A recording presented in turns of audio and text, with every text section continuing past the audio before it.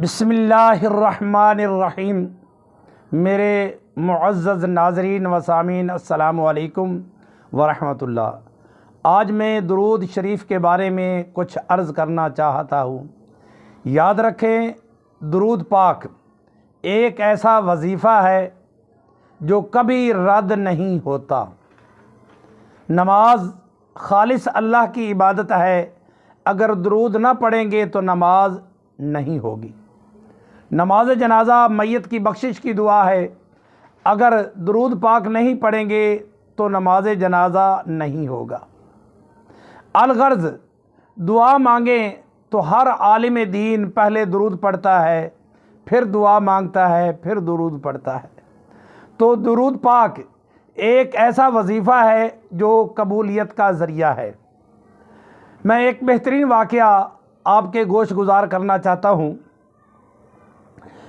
एक शख्स हज कर रहा है, जब वो तवाफ़ करता है तो दुरूद पढ़ता है, आब ज़मज़म पीता है तो दुरूद पाक पढ़ता है, सफ़ा मरवा पर दौड़ता है तो दुरूद पढ़ता है।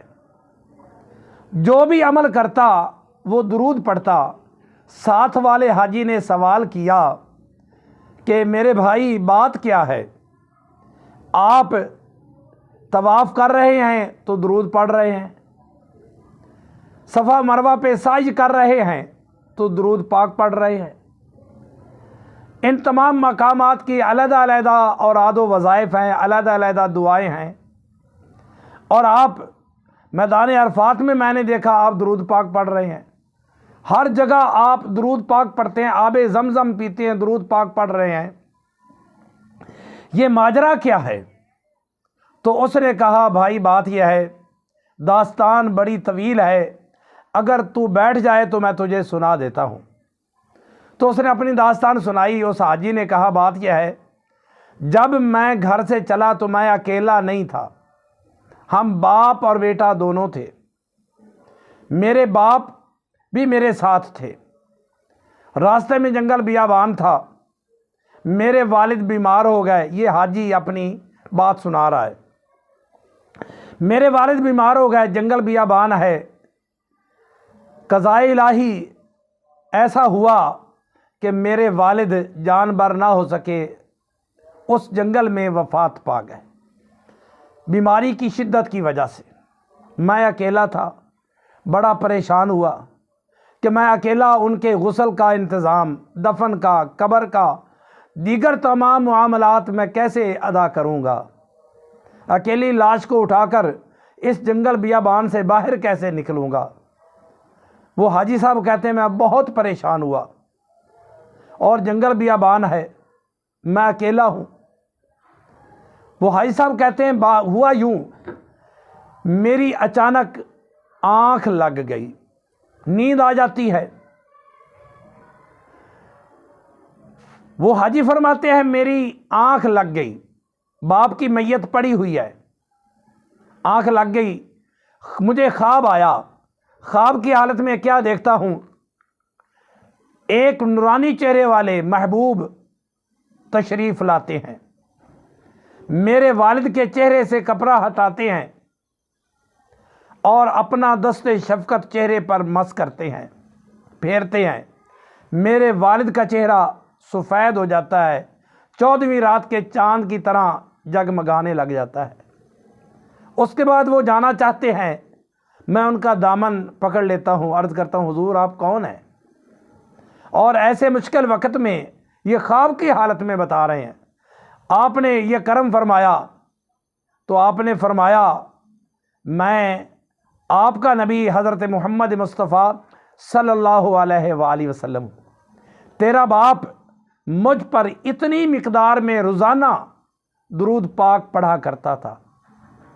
फरिश्तों ने आकर बताया कि हुजूर उसका इंतकाल हो गया है और गुनाहों की वजह से, गुनाहों की कसरत की वजह से उसका चेहरा भी स्याह हो गया है।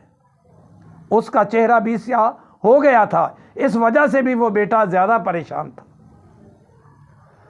फरमाते हैं, मैंने सोचा पहले वो मुझे याद करता था, आज मैं उस पर करम कर देता हूँ। بس اتنی بات کی، فرماتے میری آنکھ کھل گئی۔ آنکھ کھلنے کے بعد میں کیا نظارہ دیکھتا ہوں، لوگوں کا جمع غفیر آ رہا ہے، وہ پوچھ رہے ہیں یہاں ایک شخص فوت ہوا ہے، فلاں نام کا بندہ ہے، ہم نے اس کے غسل کفن دفن میں شریک ہونا ہے۔ تو میں نے بتایا وہ میرے والد ہیں، اس جنگل میں فوت ہوئے ہیں، تمہیں کس نے اطلاع دی ہے؟ کہا ہمارے گاؤں میں کسی منادی کرنے والے نے یہ ندا کی ہے، یہ اعلان کیا ہے کہ فلاں جنگل میں ایک شخص فوت ہوا ہے، جو اس کے جنازے میں شریک ہوگا وہ بھی بخش دیا جائے گا، جو اس کے دفن میں شریک ہوگا وہ بھی بخش دیا جائے گا۔ تو ہم تو اس کے غسل کفن دفن کا اہتمام کرنے کے لیے آئے ہیں اور اس کا جنازہ پڑھنے کے لیے آئے ہیں۔ وہ کہتے ہیں میرے والد کو انہوں نے اٹھایا، گاؤں میں لے گئے اور بہت اچھے طریقے سے غسل دفن کفن کا اہتمام کیا۔